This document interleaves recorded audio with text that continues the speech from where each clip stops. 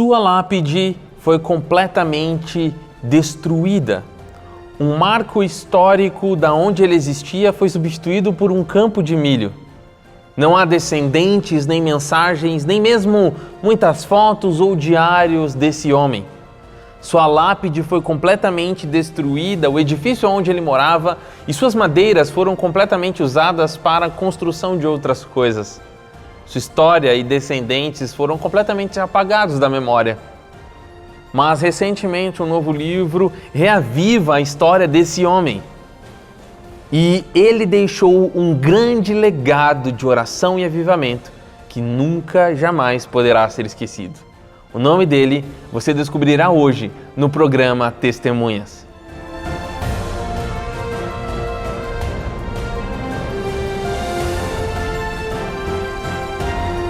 Olá, seja bem-vindo a mais um programa Testemunhas. O meu nome é Lucas Bezalel, eu sou líder do Ministério de Missões na Primeira Igreja Batista Casa de Deus em Jundiaí, São Paulo. E você está assistindo a um programa Testemunhas. O objetivo deste programa é contar a história de homens e mulheres cheios do Espírito Santo de Deus, que marcaram a história de seu tempo. E esse homem que eu estava começando a introduzir a história para vocês, o seu nome é Daniel Nash. O grande evangelista Charles Finney deixou o seu ministério 3 anos após a morte de Daniel Nash. E não poderia ser diferente, até pelo fato de que Daniel Nash foi um grande precursor e um grande aliado ao ministério evangelístico, profético e pastoral do ministério de Charles Finney. A história diz que em todas as reuniões de Charles Finney, o número de conversão para Cristo das pessoas que estavam participando era maior que 80%. Nem mesmo Billy Graham, com o seu grande ministério de evangelismo, alcançou tamanha audácia de número de porcentagem de conversão. A história conta que Billy Graham, e em suas reuniões de conversão, havia uma taxa de 50% de conversão. O que faria e qual era o segredo de Charles Finney? E o que faria com que reuniões de avivamento levavam mais de 100 mil pessoas aos pés de Jesus, com uma taxa de conversão de 80%? Olha só o que Daniel Nash fazia como uma expressão pública de fé quando Charles Finney estava ousadamente pregando o evangelho numa nova cidade. Os relatos históricos dizem o seguinte: quando Finney ia dirigir uma reunião, o pai Nash, como era conhecido Daniel Nash, ia silenciosamente para a cidade e procurava fazer com que 2 ou 3 pessoas lá entrassem em um pacto de oração com ele. E às vezes ele tinha com ele um homem de oração semelhante a ele, como Abel Clary. Juntos eles começavam a orar fervorosamente para que Deus se movesse naquela comunidade. Muitas vezes levaria 3 ou 4 semanas de oração para obter a área pronta. E quando Deus os enviava a algum lugar, Pai Nash se dirigia silenciosamente para este lugar. E juntos eles começavam a orar profundamente. Olha só este relato de Leonard Ravenhill sobre uma velha senhora que foi completamente impactada e contou a Charles Finney e a Leonard Ravenhill sobre o impacto de Daniel Nash em sua cidade. Leonard Ravenhill diz o seguinte: eu conheci uma velha senhora que me contou uma história sobre Charles Finney. Ela foi para Bolton para pregar, mas antes que começasse, 2 homens bateram na porta de sua humilde casa de campo, querendo hospedagem. E a pobre mulher olhou espantada, pois não tinha acomodações extras. Finalmente, por cerca de 25 centavos por semana, os 2 homens, ninguém menos do que Pai Nash e Clary, alugaram um porão escuro e úmido para o período das reuniões de Finney, pelo menos 2 semanas, e durante todo esse período eles eram parceiros de oração e lutavam com todas as forças contra as trevas. Que profundo! Todas as vezes que Charles Finney ia para uma cidade pregar, ele avisava ao Pai Nash sobre o seu trabalho profundo de oração.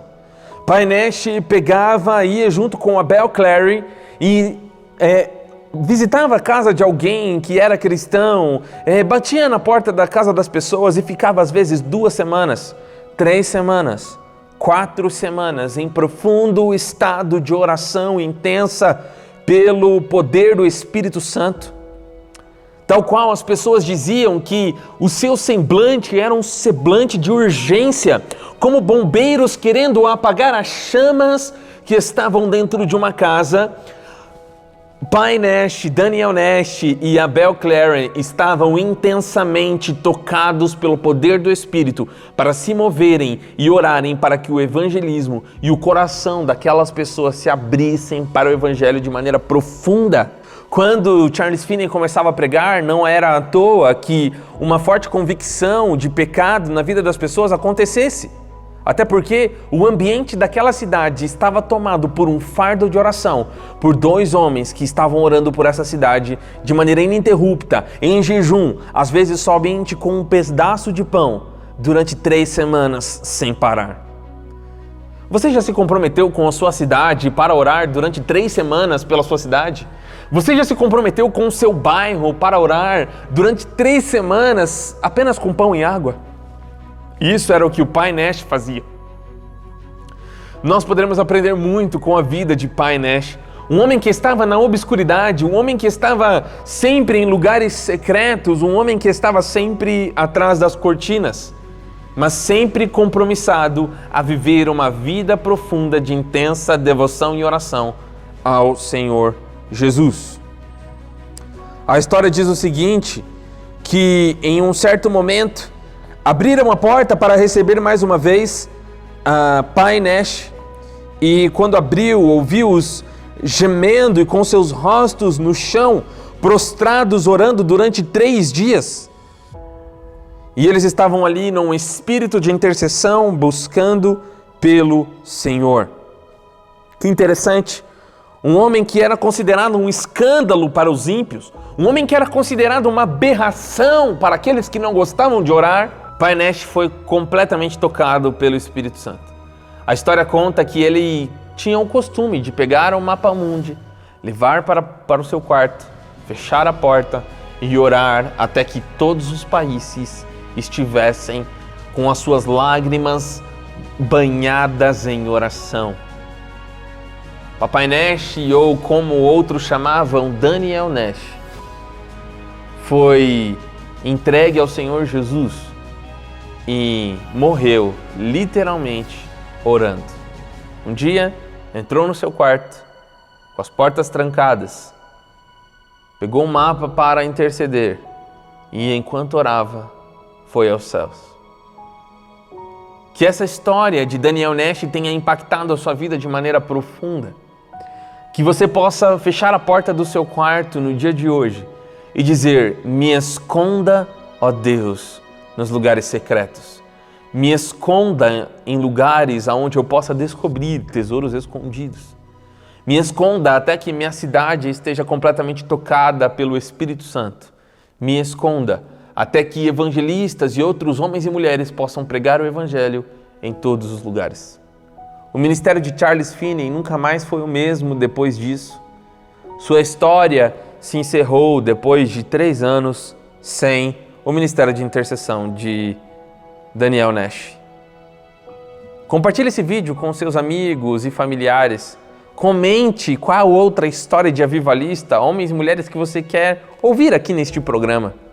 Não deixe de curtir e compartilhar e também se inscrever no canal da Casa de Deus. Há uma série de programas, podcasts e desafios para que você possa se aproximar mais do Senhor Jesus, amar a Deus, servir as pessoas e fazer discípulos.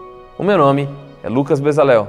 Deus abençoe você e até mais aqui no programa Testemunhas.